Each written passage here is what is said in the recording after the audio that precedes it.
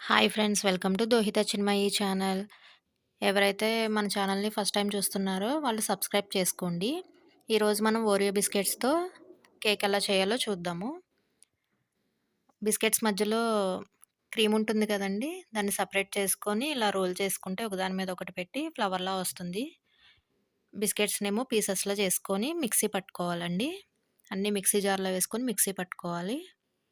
Only 3 ingredients ఉంటే చాలండి. Cake ready అయిపోతుంది వితిన్ మినిట్స్‌లో. నేనొక ప్యాకెట్ తీసుకున్నానండి, చిన్నది చేద్దామని.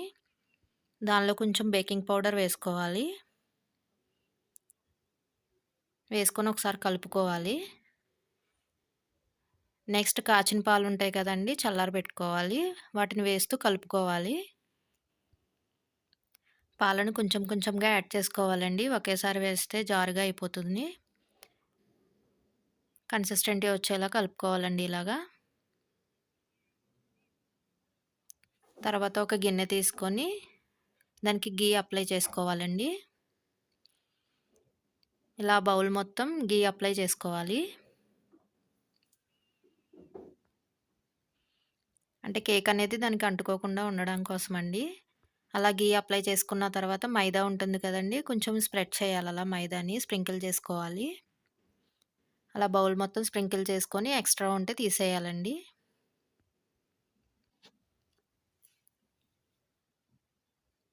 అలా తీసుకున్న తర్వాత ఇందాక ప్యాటర్న్ రెడీ చేసుకున్నాం కదండీ బిస్కెట్‌ది, అది మొత్తం ఈ బౌల్‌లో వేసేయాలి.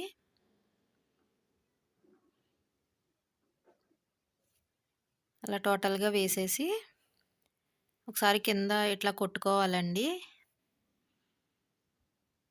ఏమన్నా గాలిబుడగలు లాంటివి ఉంటే రాదు కదండీ సరిగ్గా, అట్లా కొట్టుకోవాలి. నేను ఆల్రెడీ ప్యాన్ హీట్ చేసి పెట్టానండి. ప్యాన్ హీట్ అయిన తర్వాత ఇట్లా ఒక స్టాండ్ పెట్టి, ఆ స్టాండ్ మీద ఈ కేక్ బౌల్ ఉంది కదండీ! దాన్ని పెట్టుకోవాలి. పెట్టుకొని ఇంక లిడ్ పెట్టుకోవాలి. పక్కనే మనం క్రీమ్ రెడీ చేసుకుందామండి. ఆ క్రీమ్ కోసం ఒక బౌల్‌లో వాటర్ తీసుకొని అట్లా హీట్ చేసుకోవాలి. ఇలా ఒక బౌల్‌లోనేమో డైరీ మిల్క్ ఉంటుంది కదండీ! పీసెస్ కింద వేసుకొని దాన్నలా చేసుకోవాలి. ఆ ఆవిరికి క్రీమ్ అయిపోతుంది. చూసారా, ఇటు కేక్ కూడా రెడీ అయిపోయిందండి. ఫోర్క్‌తో గానీ, టూత్ పిక్ ఉంటుంది కదా! దాంతో ఒకసారి అలా గుచ్చి చూడండి. అంటుకోకపోతే ఇంక రెడీ అయిపోయినట్టే కేకు. ఆఫ్ చేసుకోవడమేనండి. ఆఫ్ చేసుకొని చల్లారబెట్టుకోవాలి పక్కన. ఒకసారి ఎడ్జెస్‌ని అలా అనుకోవాలి. నెక్స్ట్ ఒక ప్లేట్‌లోకి టర్న్ చేసుకోవాలండి. చూసారా, ఈజీగా వచ్చేసింది మనం మైదా వేసినందుకు. చూసారా, ఎంతో ఈజీగా కేక్ రెడీ అయిపోయింది. చాలా స్పాంజీగా వచ్చిందండి.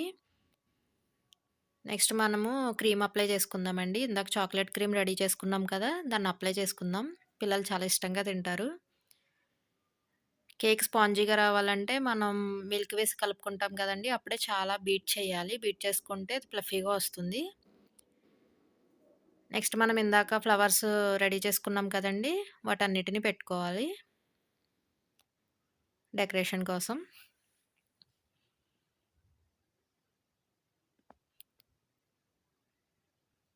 చూసారా ఎంత బాగా కనిపిస్తుందో?